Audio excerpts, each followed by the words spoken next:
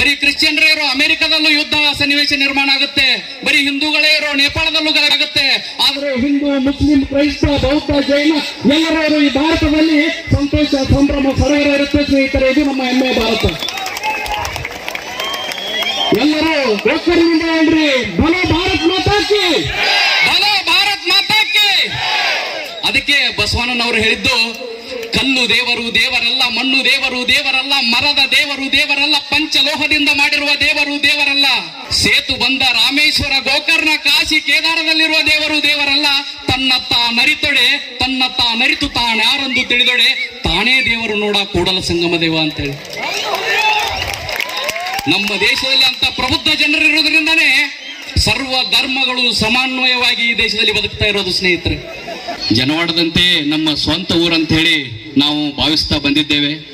ಬಹುಶಃ ನನ್ನ ಪ್ರಕಾರ ಇಡೀ ಉತ್ತರ ಕರ್ನಾಟಕಕ್ಕೆ ಉತ್ಸವ, ಜಾತ್ರೆ ಯಾವ ಲೆವೆಲ್ಗೆ ಮಾಡಬಹುದು ಅಂತ ತೋರಿಸಿರೋ ಯಾವುದಾದ್ರೂ ಗ್ರಾಮ ಇದ್ರೆ ಅದು ಕವಟಗಿ ಅಂತ ಹೆಮ್ಮೆಯಿಂದ ಹೇಳ್ತೇನೆ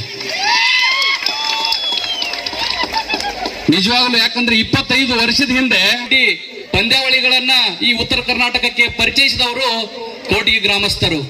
ಈ ಕವಟಗಿಯಲ್ಲಿ ಒಗ್ಗಟ್ಟನ್ನ ನೋಡಿ ಇತ್ತೀಚೆಗೆ ಸುಮಾರು 20 ವರ್ಷಗಳಿಂದ ಕಲಿತು ಈಗ ಉತ್ತರ ಕರ್ನಾಟಕದ ವಿವಿಧ ಭಾಗಗಳಲ್ಲಿ ಹಲವಾರು ಕಾರ್ಯಕ್ರಮಗಳು ನಡೀತಾ ಇದ್ದಾವೆ ಅಂತೇಳಿ ನಾನು ಹೆಮ್ಮೆಯಿಂದ ಈ ಕಾರ್ಯಕ್ರಮದಲ್ಲಿ ಹೇಳಕ್ಕೆ ಇಷ್ಟಪಡ್ತೇನೆ.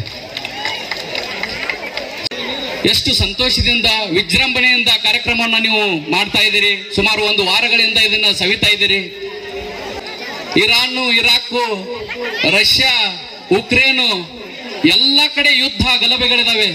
ಬಾಂಗ್ಲಾದಲ್ಲಿದೆ, ನೇಪಾಳದಲ್ಲಿದೆ, ಭಾರತದ ಮೂಲೆ ಮೂಲೆಗಳಲ್ಲಿ ಸಂಕ್ರಮಣದ ಸಂಭ್ರಮ ಇದೆ ಸ್ನೇಹಿತರೆ. ಇದು ಹೆಮ್ಮೆಯ ಭಾರತ. ಈಗ ತಾನೇ ನೋಡಿದ್ರಿ, SSLC, PUC ಯಲ್ಲಿ ಅಂಕಗಳನ್ನು ಗಳಿಸಿ ತಮ್ಮ ಪ್ರತಿಭೆಯನ್ನ ಮೆರೆದ ಬಡ ವಿದ್ಯಾರ್ಥಿಗಳು, ರೈತರ ಮಕ್ಕಳು ಅವರು ಯಶಸ್ಸನ್ನ ಕಂಡಿದ್ದಾರೆ. ಇಲ್ಲಿ ಕುಂತಿರೋರಲ್ಲಿ ಸಾಕಷ್ಟು ವಿದ್ಯಾರ್ಥಿಗಳು ನಿಮ್ಮಲ್ಲಿ ಒಂದು ಅಳಕಿರಬಹುದು. ಎಲ್ಲ ಶಕ್ತಿಯು ನಿಮ್ಮಲ್ಲಿದೆ, ಎಲ್ಲ ಶಕ್ತಿಯು ನಿಮ್ಮಲ್ಲಿದೆ. ಅವ್ರು ಏನ್ ಮಾಡಿದ್ರು ಅದನ್ನು ಮಾಡಕ್ ನಿಮ್ಮ ಕೈಲಿ ಆಗ್ಲಿಲ್ಲ. ಯಾಕಂತಂದ್ರ ನಿಮ್ಮಲ್ಲಿ ಪರಿತ್ಯಾಗ ಮಾಡುವ ಗುಣ ಇಲ್ಲ. ಎಲ್ಲವನ್ನು ಬಿಟ್ಟು ಬಿಡಬೇಕು. ಧಾರವಾಡಕ್ಕೆ ಹೋಗೋದು, 1 ವರ್ಷ 2 ವರ್ಷ ಮನೆಯಲ್ಲಿ ಅಪ್ಪ ಅಮ್ಮ ದುಡ್ಡು ಕಳಿಸ್ತಾರೆ ಅಂತ ಹೇಳಿ ಎಂಜಾಯ್ ಮಾಡಿ ಬರೋದಲ್ಲ. ಎಲ್ಲವನ್ನು ಬಿಟ್ಟು ಬಿಡ್ರಿ. ನಿಮ್ಮಲ್ಲಿರೋ ಅಗಾಧವಾದ ಶಕ್ತಿಯನ್ನ ಒಂದು ಸಲ ನೀವೇ ಅವಲೋಕನ ಮಾಡ್ಕೋರಿ. ನಿಮ್ಮಲ್ಲೇ, ನಿಮ್ಮ ಪಕ್ಕದಲ್ಲೇ, ನಿಮ್ಮ ಊರಿನವರೇ ಸಾಕಷ್ಟು ನನ್ನ ಸಹೋದರ ಫ್ರೆಂಡ್ಸ್ ಇದ್ದಾರೆ. ಅವರೆಲ್ಲ ಸಾಕಷ್ಟು ಸಾಧನೆಗಳನ್ನ ಮಾಡಿದ್ದಾರೆ. ಅವರ ಪ್ರಭಾವದಿಂದ ನೀವು ಕೂಡ ಗುರಿಗಳನ್ನ ಇಡಿ, ಅದನ್ನ ಸರಿಯಾಗಿ ಯೂಸ್ ಮಾಡಿ ನೀವು ಕೂಡ ಸಕ್ಸಸ್ ಆಗಬೇಕು ಅಂತ ಹೇಳಿ ನಾನು ಈ ಸಂದರ್ಭದಲ್ಲಿ ಕೇಳ್ಕೊತೇನೆ. ಇದೇ ಪಕ್ಕದ ಊರದ ಜನವಾಡ ಗ್ರಾಮದವನು. ಈಗ ಅಸಿಸ್ಟೆಂಟ್ ಇಂಜಿನಿಯರ್ ಆಗಿ KPTCL ನಲ್ಲಿ ಅಂದ್ರೆ KB ಯಲ್ಲಿ 10 ವರ್ಷಗಳ ಕಾಲ ಸೇವೆಯನ್ನ ಸಲ್ಲಿಸ್ತಾ ಬಂದಿದ್ದೇನೆ. ಜೇಬಿನಲ್ಲಿ 1 ರೂಪಾಯಿನೂ ಇರಲಿಲ್ಲ. ಬಡತನದಲ್ಲಿ ಹುಟ್ಟಿದ ಸಣ್ಣ ಗ್ರಾಮ ಜನವಾಡದಲ್ಲಿ ಹುಟ್ಟಿದ ನಾನು 6 ಗೌರ್ಮೆಂಟ್ ನೌಕರಿಗಳನ್ನ ಪಡ್ಕೋತೀನಿ ಅನ್ನೋದಾದ್ರೆ ನೀವೆಲ್ಲ ಅನುಕೂಲಸ್ಥರಿದ್ದೀರಿ. ನೀವು ಕೈಲಿ ಖಂಡಿತವಾಗ್ಲೂ ಸಾಧ್ಯ ಆಗುತ್ತೆ, ಪ್ರಯತ್ನ ಮಾಡಿ. ಜೇಬಲ್ಲಿ 1 ರೂಪಾಯಿನೂ ಇರಲಿಲ್ಲ. ಇಲ್ಲೇ ಸ್ಟೇಜ್ ಮೇಲೆ ನಿಂತವರಲ್ಲೇ ಸಾಕಷ್ಟು ಜನ ನನಗೆ ದುಡ್ಡು ಕೊಟ್ಟಿದ್ದಾರೆ. ಒಂದು ಟೈಮಲ್ಲಿ ದುಡ್ಡು ಇರಲಿಲ್ಲ.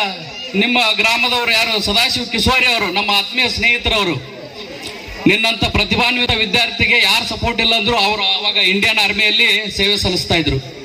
ನಾನು ದುಡ್ಡು ಕೊಡ್ತೀನಿ ಅಂತೇಳಿ 20,000 ರೂಪಾಯಿ ಕೊಟ್ಟರು. ಆ 20,000ರಲ್ಲೇ 2 ಗೌರ್ಮೆಂಟ್ ಜಾಬ್ ಲಿಸ್ಟ್ ಅಲ್ಲಿ ಹೆಸರು ಬಂತು ಸ್ನೇಹಿತರೆ.